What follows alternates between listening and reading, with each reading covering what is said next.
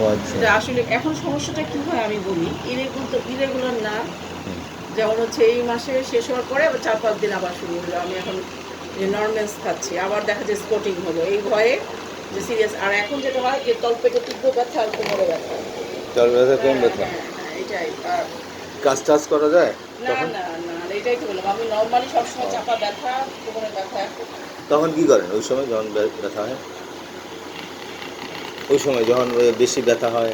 বেশি ব্যথা হলো আমাকে ওই যে ওষুধ দিল, এই যে অ্যালজিন। আর হচ্ছে আর জন্য কি ওষুধ দিল না, যে হুম বেশি হুম। ব্যথা প্রচণ্ড হচ্ছে ব্যথা হলো, তো এই যে ওষুধ।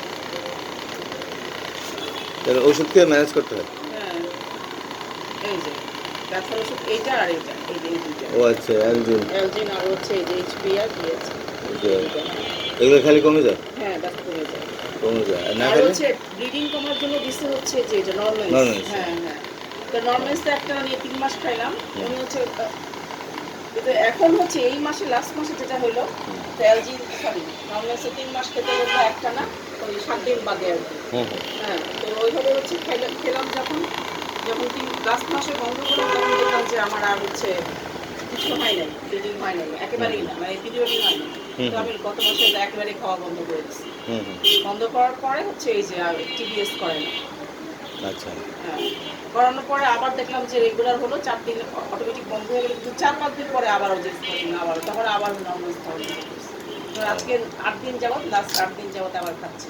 তো এখন এটা নিয়ে আপনার কি টেনশন হচ্ছে? আমার টেনশন হচ্ছে এই যে মানে আমার হুম। কোনোভাবেই আমি অপারেশনে যেতে চাচ্ছি না, কোনোভাবেই না। আমার প্রচণ্ড ভয় কাজ করতেছে। অপারেশনের ভয় কাজ করছে? অপারেশন ভয় তো আমার আছে, অপারেশনের ভয় এমনিতে প্রচণ্ড এইটা কাজ নিয়েই করতেছে। সে সবসময়। মানে এটা আর আমি এটাই কোনোভাবেই বলতে চাচ্ছি চাই না আবার যে কি অপারেশনে কেন যাই। অপারেশন চাচ্ছে না কেন? না, কি হয়? না, হ্যাঁ, আমার হচ্ছে ভয়। এখন কি আসলে কি এটা কি কিউরেবল অপারেশন ছাড়া? আমি দেখি যে অপারেশন করতে ভয়? হ্যাঁ, কিসের ভয় অপারেশন? আছে অনেক, অনেক ভয়। বলেন, একটু বলেন শুনি। এমনি ভয়, অনেক ভয়। আমি পরে আমার মামা তখন ডাক্তার, ওনার কাছে গেলাম, উনিও বলতেছে তুমি উঠতে ৩ মাস অপেক্ষা করতে পারবা, কিন্তু তোমার অপারেশন করে উঠতেই হবে। না, তা ঠিক আছে, এখন আপনার ভয়টা একজ্যাক্ট কোথায়? অপারেশনটা না অপারেশন? অপারেশনটাই ভয়। এই যে আমার মেয়েরা বড় যেমন অপারেশনটা, যেমন হ্যাঁ, হ্যাঁ। মানে অপারেশন করে আমি যদি ফিরে না আসি, আচ্ছা, এই ফিয়ার ভয়টা, ডেথ, ফিয়ার অফ ডেথ, এই জন্য অপারেশনটা হ্যাঁ। ভয়। তারপরে সবাই বলে যারা অপারেশন করছে যে অপারেশন করার পরে ডক্টরও আমাকে বলছে অনেক রকম প্রবলেম হয়, হুম।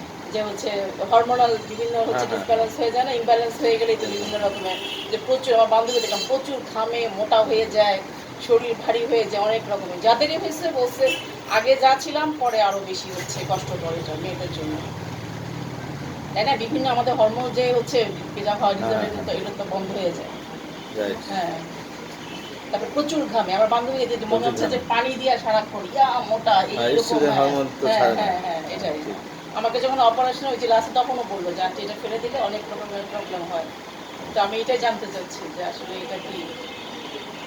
তাহলে ওই যে একটা হলো সাফারিং পরবর্তী পর্যায়ে একটা, হুম, আর হুম, একটা হচ্ছে আপনার কি বলেন, যদি না ফিরে হুম, আসি। হুম, হ্যাঁ, এখনো তো আমার চিন্তা নেই আমার কি এটা অবস্থা হবে। মেয়েদের চিন্তা হচ্ছে, মেয়েদের চিন্তা। আর কিসের চিন্তা? না, এটাই না, তারপরে এই যে হাসপাতাল